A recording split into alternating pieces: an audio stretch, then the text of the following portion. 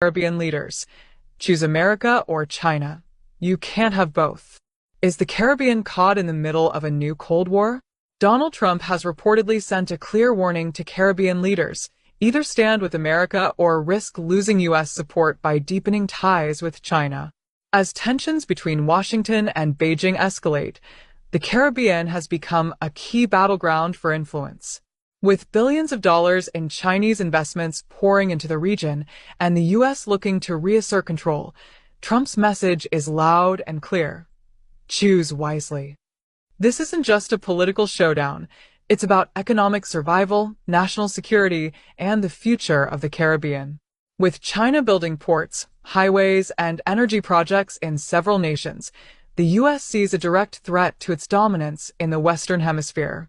Trump, known for his America First policies, is now pressuring leaders in Jamaica, Trinidad and Tobago, Barbados, and the wider Caribbean to rethink their partnerships. The big question is, will the Caribbean comply or resist? We must be prepared. We can't approach this with any panic. In the last 2 decades, China has aggressively expanded its economic footprint in the Caribbean.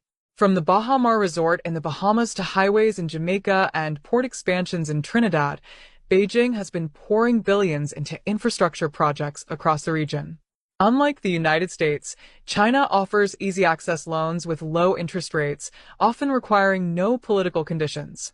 This has made them an attractive alternative for cash-strapped Caribbean governments looking for ways to develop their economies without the bureaucracy of Western financial institutions. However, these deals come with concerns.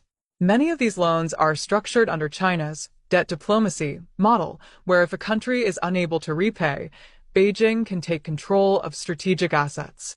This has already happened in Sri Lanka, where China now controls a major port due to a defaulted loan. Could the same fate await Caribbean nations? The U.S. seems to think so, and that's why Trump's administration is now drawing a red line on China's growing influence.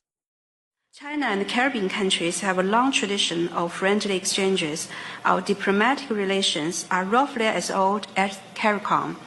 10 years ago, President Xi Jinping paid a historic visit to Trinidad and Tobago and met with leaders of all the Caribbean countries having diplomatic relations with China and established the China-Caribbean Comprehensive Cooperative Partnership. And ever since then, we have made great achievements and accomplishments, and China-Caribbean relations has become a shining example of mutual respect, equality, mutual benefit, and win-win cooperation. Reports suggest that Trump has privately warned Caribbean leaders that continued alignment with China could have serious consequences. His administration views China's economic involvement in the region as a direct challenge to U.S. authority. Washington's fear is that these projects are not just about business, but also about Beijing gaining long-term strategic leverage over the region. With China controlling key infrastructure, the U.S. worries that Caribbean nations might be forced to side with Beijing in future diplomatic disputes. A senior White House official reportedly stated, "The United States will not stand by and watch as our closest neighbors drift into the orbit of a communist regime." This suggests that Caribbean leaders could face economic or diplomatic consequences if they refuse to distance themselves from China. Could Trump threaten trade deals, impose sanctions, or even reduce aid? History shows that the U.S. has used economic pressure in the past to get its way. The Caribbean might soon find itself caught in a dangerous game between two superpowers. The U.S. has not spent great amounts of money in Latin America. And the Chinese, for years. They have very high levels of investment just about in every country, from Venezuela to Brazil to Argentina to Bolivia to Chile. The Chinese government and closely aligned military affiliates have spent billions in our region granting loans and building political alliances. For Caribbean leaders, this is a high-stakes dilemma.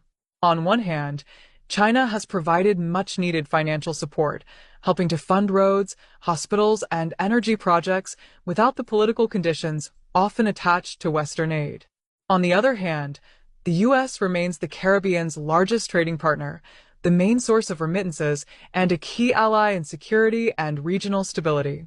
If Trump follows through on his warning, Caribbean nations could find themselves cut off from U.S. economic support, a move that could devastate their already fragile economies.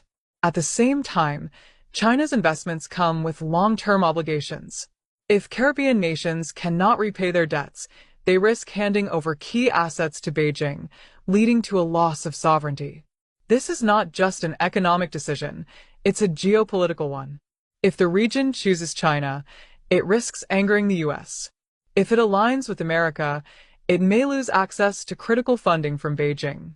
Stuck between a rock and a hard place, Caribbean governments must decide whether to prioritize short-term economic gains or long-term geopolitical stability.